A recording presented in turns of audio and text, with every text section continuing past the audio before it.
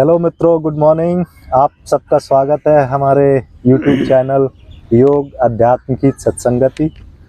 तो आज आगे सीरीज में हम बात करेंगे और ये बहुत बड़ा चैलेंज भी है, क्योंकि आज आप देख रहे हैं समाज में तरह तरह के लोग हैं, मतलब बड़े असमान और तरह तरह के लोग। तो आज का जो मेरा कंटेस्ट है, कंटेस्ट ऑफ डिस्कशन, कि ऑथेंटिक पर्सनालिटी को कैसे पहचाना है, सज्जन व्यक्ति को, है कि नहीं सर?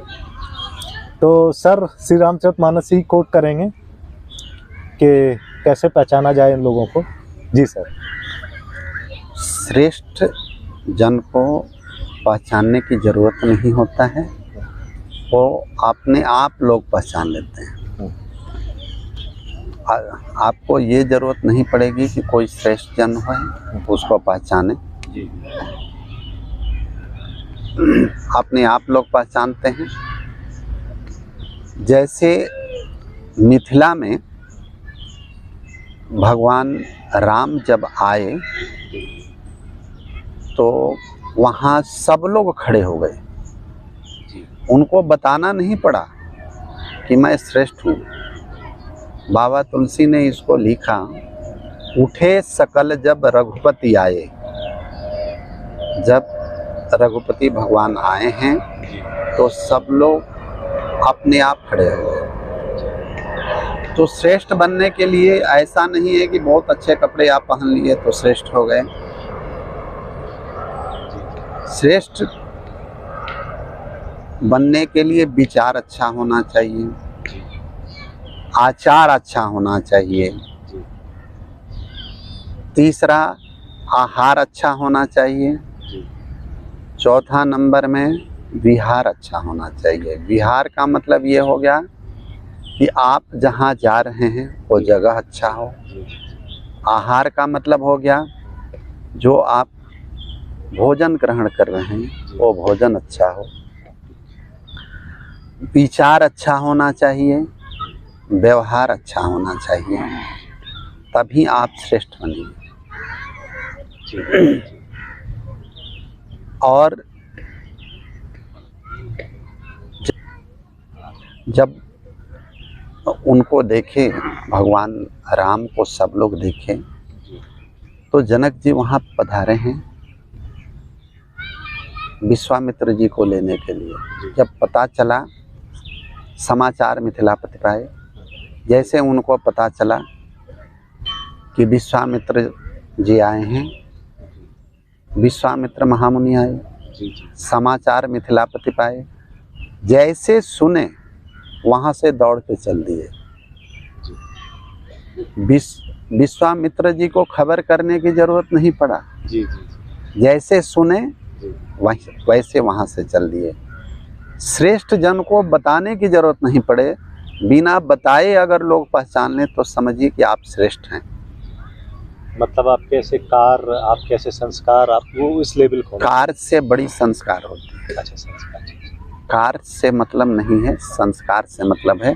विश्वामित्र जी तो पैदल गए थे, विश्वामित्र जी पैदल गए और वो सबके साथ आए उनको लेने के लिए। ये भी है, ये भी मैं बताना चाहूँगा कि श्रेष्ठ जन को लेने के लिए आप लोग किसी और को ना भेजें, खुद जाएं, खुद जाना चाहिए। दो जगह इसका प्रमाण है। श्रेष्ठ जन की विदा भी होती है, तो विदाई जब होता है उस समय भी उनको बताने की जरूरत नहीं है।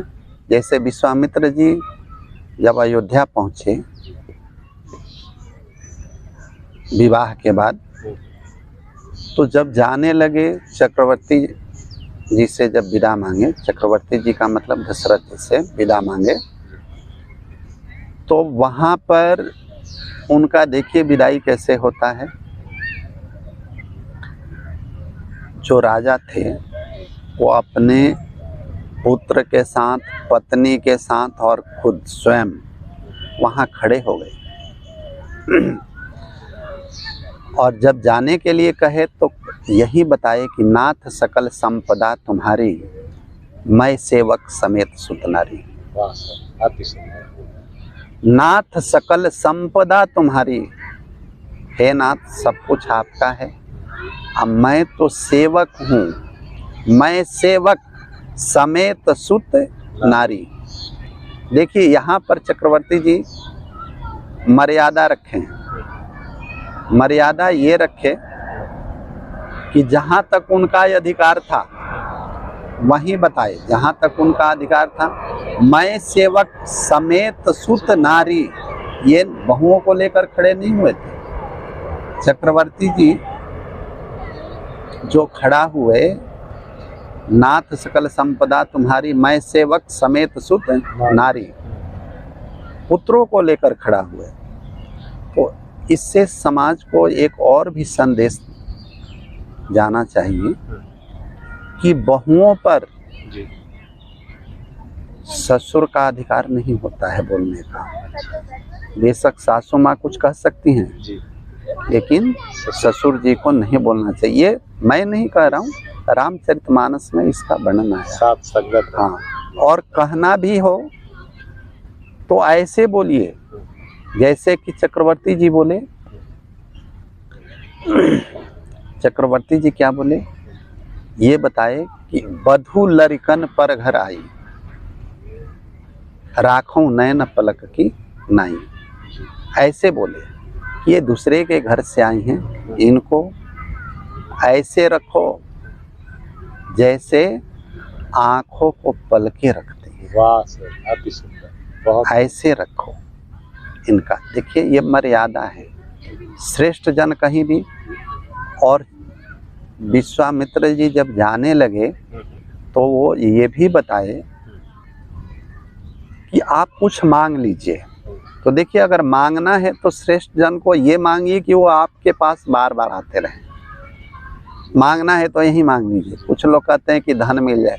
मान लीजिए आपको धन मिल गया और आप बीमार हो गए, तो धन किस काम का? कोई औचित्य नहीं। धन मिल गया, आप बीमार हो गए, तो धन किस काम का? कोई काम नहीं। मान लीजिए स्वास्थ्य आप मांग लिए और आप दिमागी रूप से परेशान हो गए, बच्चा आपका आवारा निकल गया, वो स्वास्थ्य भी किसी काम का नहीं। तो मांगना है तो इसका वर्णन आया कि क्या तो दोस्तों कैसा इंटरेक्शन लग रहा था। थोड़ा सा टेक्निकल ग्लिच आ गया था, माइक का बैटरी डाई आउट हो गया था, तो मैं उसको आप लोगों को ऐड कर दे रहा हूँ। तो लास्ट में सर कहते हैं कि हमको जो सज्जन पुरुष हैं, श्रेष्ठ जन है, उनसे हमें क्या अपेक्षा रखना चाहिए। तो हमको धन, लालच और ये कुछ ऐसी वैसी चीज़, भौतिक चीज़ नहीं मांगनी चाहिए। हमको मांगना चाहिए तो उनका सानिध्य। वही सर अंतिम में कहना चाह रहे थे। और बस अब जो व्यूअर्स हैं उनसे मैं एक सजेशन चाहता हूँ, या मतलब कहें कि एक फीडबैक के तौर पे आप लोग बताइए कि आपका जो कौन सा पार्ट आपको सबसे ज़्यादा पसंद आया। स्पेशली जब मैं इनिशिएट कर रहा हूँ और पूछ रहा हूँ कि सज्जन व्यक्ति को, श्रेष्ठ जन को कैसे पहचाने, क्या पहचाने। दूसरा कंटेस्ट आता है कि सज्जन के साथ कैसे इंटरेक्ट करना है। अगर सज्जन आपके यहाँ आते हैं, श्रेष्ठ जन आते हैं, तो उनको कैसे रिसीव करना है, कैसे छोड़ना है। थोड़ा सा मैं ऐड करूँगा कि आप अभी उसमें बताए सर 2 कंटेस्ट दिए, मिथिला नरेश और चक्रवर्ती महाराज जी का, दोनों का दिए कि श्रेष्ठ जन आते हैं तो खुद रिसीव करते हैं, खुद छोड़ने जाते हैं। और इसका आज के टाइम पे आप साक्षात एग्जाम्पल ले लीजिए। जब हमारे कोई देश में किसी देश का राष्ट्राध्यक्ष आता है, तो खासकर अगर वो स्पेशल गेस्ट है, जैसे कि यूनाइटेड स्टेट ऑफ अमेरिका के प्रेसिडेंट आते हैं, तो मोदी जी खुद जाते हैं उनको लेने, या मोदी जी वहाँ जाते हैं तो मोदी जी को लेने वो खुद आते हैं। वहीं अगर पाकिस्तान का प्राइम मिनिस्टर या प्रेसिडेंट आ जाए तो कौन जाएगा। तो वही है कि मतलब श्रेष्ठ जन आए तो आप उनको खुद जाके उनकी अगवानी कीजिए, उनको खुद विदा कीजिए। और तीसरा कंटेस्ट आता है वो बहू वाला कंटेस्ट, के बहू पे जो एकाधिकार, ससुर का कम, ससुर का नहीं होता है, उसके पति का होता है, उसकी माँ का होता है। तो इन सब में आपको कौन सा पार्ट ज़्यादा पसंद आया, कमेंट के माध्यम से बताइए। और ये सारा डिस्कशन कैसा था। ठीक है दोस्तों, बहुत बहुत धन्यवाद।